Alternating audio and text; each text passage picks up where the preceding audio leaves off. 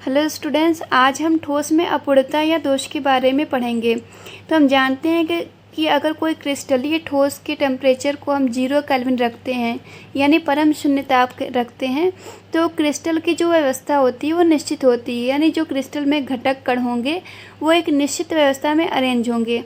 लेकिन अगर हम ताप में वृद्धि करते हैं यानी ताप को हम उच्च रखते हैं तो उस कंडीशन में हम देखते हैं कि जो क्रिस्टल की क्रमिक व्यवस्था होती है उसमें विचलन हो जाता है, यानी क्रिस्टल के घटक कणों की जो निश्चित व्यवस्था होती है अब उसमें विचलन हो जाता है। तो इस व्यवस्था में जो विचलन होता है इसी विचलन को हम कहते हैं ठोस में अपूर्णता या दोष। अगर हम ठोस में उत्पन्न होने वाले दोषों के प्रकार देखें तो ये मुख्यतः 3 प्रकार के होते हैं। पहला है बिंदु दोष, दूसरा है जालक दोष और तीसरा है अशुद्धियों के कारण उत्पन्न दोष। तो बिंदु दोष में हम देखते हैं कि अगर कोई क्रिस्टल है और उस क्रिस्टल में हम अगर मान लेते हैं कि कोई जालक बिंदु उपस्थित है, जैसे हम एक क्रिस्टल में एक जालक बिंदु ले रहे हैं, तो अगर हम देखते हैं कि इस जालक बिंदु के चारों ओर की जो व्यवस्था है उस व्यवस्था में कोई विचलन उत्पन्न हो जाए तो इस प्रकार का जो दोष होगा वो बिंदु दोष कहलाएगा। यानी किसी क्रिस्टलीय जालक में किसी जालक बिंदु के चारों ओर उत्पन्न हुआ दोष जो होगा वो बिंदु दोष कहलाता है। सेकंड है जालक दोष। तो जालक दोष हम देखते हैं कि ये 2 प्रकार का होता है। पहला दोष है रेखीय दोष। तो रेखीय दोष में हम देखते हैं कि अगर हम कोई क्रिस्टल ले रहे हैं, क्रिस्टल जालक ले रहे हैं और उस जालक में एक रेखा के अनुदिश कोई दोष उत्पन्न हो जाए, मतलब कि घटक कण जो एक रेखा में अरेंज है इस तरीके से, उस व्यवस्था में अगर कोई विचलन उत्पन्न हो जाता है तो उसको हम रेखीय दोष कहते हैं। और दूसरा है समतलीय दोष। तो समतलीय दोष को हम देख सकते हैं इस तरीके से कि अगर हम मान लें कि कोई जालक लेते हैं तो जालक हम जानते हैं कि ये कई प्लेन से मिलके बना होता है, मतलब कि कई प्लेन जो होंगे एक के ऊपर अगर हम एक रखते हैं तो इनके रखने से क्या होगा कि 3D स्ट्रक्चर मिलता है, उसी को हम क्रिस्टल जालक कहते हैं। तो अगर यहाँ पे कोई एक समतल में हम लें कि पूरे समतल में अगर एक दोष मतलब कि उनकी व्यवस्था में विचलन हो जाए, किसी क्रिस्टल जालक की समतल में एक प्लेन में की व्यवस्था में अगर विचलन उत्पन्न हो जाए तो इस दोष को हम समतलीय दोष कहते हैं। तो इस तरीके से हम कह सकते हैं कि अगर जालक में एक रेखा के अनुदिश दोष उत्पन्न होगा तो रेखीय दोष कहलाएगा, और अगर जालक में एक समतल के अनुदिश दोष उत्पन्न होगा तो वो समतलीय दोष कहलाएगा। और तीसरा है अशुद्धियों के कारण उत्पन्न दोष। इसमें हम देखते हैं कि हम किसी एक प्रकार के क्रिस्टल में हम किसी अन्य पदार्थ को मिला देते हैं तो हम दूसरे पदार्थ को अशुद्धियों की तरह देखते हैं और इसके कारण जो यहाँ पे दोष उत्पन्न होता है उसको हम कहते हैं अशुद्धियों के कारण उत्पन्न दोष। तो आगे हम बिंदु दोष के बारे में थोड़ा सा पढ़ेंगे और इसके प्रकार के बारे में भी देखेंगे, जो कि हम देख सकते हैं कि 2 प्रकार के होते हैं।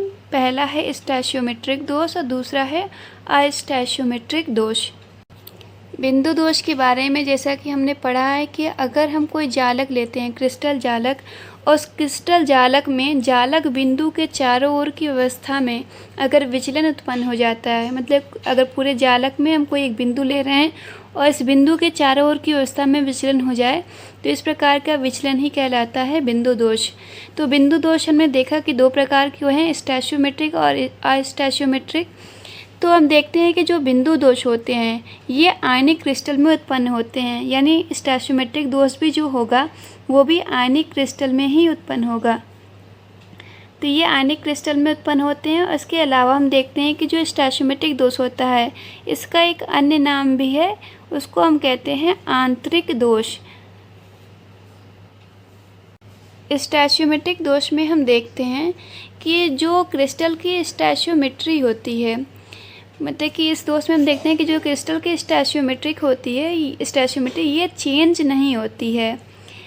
तो स्टैचियोमेट्री चेंज नहीं होने का मतलब ये है कि अगर हम क्रिस्टल लेते हैं और उसमें दोष उत्पन्न होने से पहले स्टैचियोमेट्री देखते हैं तो उसका जो मान होता है दोष उत्पन्न होने के बाद भी स्टैचियोमेट्री का मान सेम रहता है, चेंज नहीं होता है। तो स्टैचियोमेट्री का क्या मीनिंग है इसे हम देखते हैं। तो अगर कोई आयनिक क्रिस्टल है तो हम जानते हैं कि इसमें 2 तरह के एक आयन होंगे, एक धनायन और दूसरा है ऋणायन। तो हम देखते हैं कि धनायन और ऋणायन दोनों ही प्रेजेंट रहेंगे।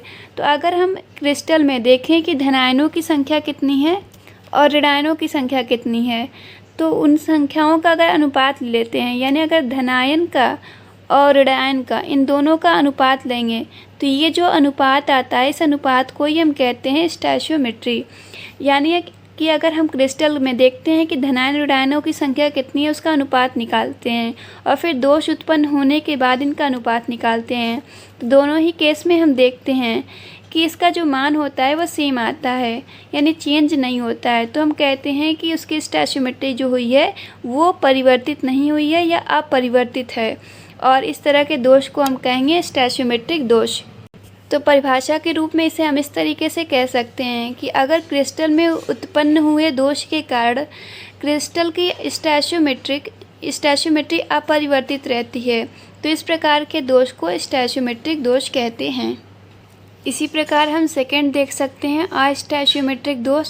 तो इसमें हम देखते हैं कि जो क्रिस्टल की स्टैचोमेट्री होती है, यानी क्रिस्टल में उपस्थित धनायनों और ऋणायनों की संख्या का जो अनुपात होता है वो चेंज हो जाता है, यानी परिवर्तित हो जाता है।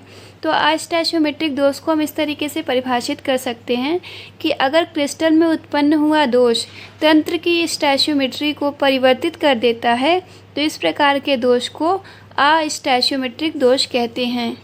अगले वीडियो में हम स्टैचोमेट्रिक दोष के प्रकार के बारे में पढ़ेंगे, जो 2 प्रकार के हैं। पहला है शॉटकीय दोष और दूसरा है फ्रैंकेल दोष।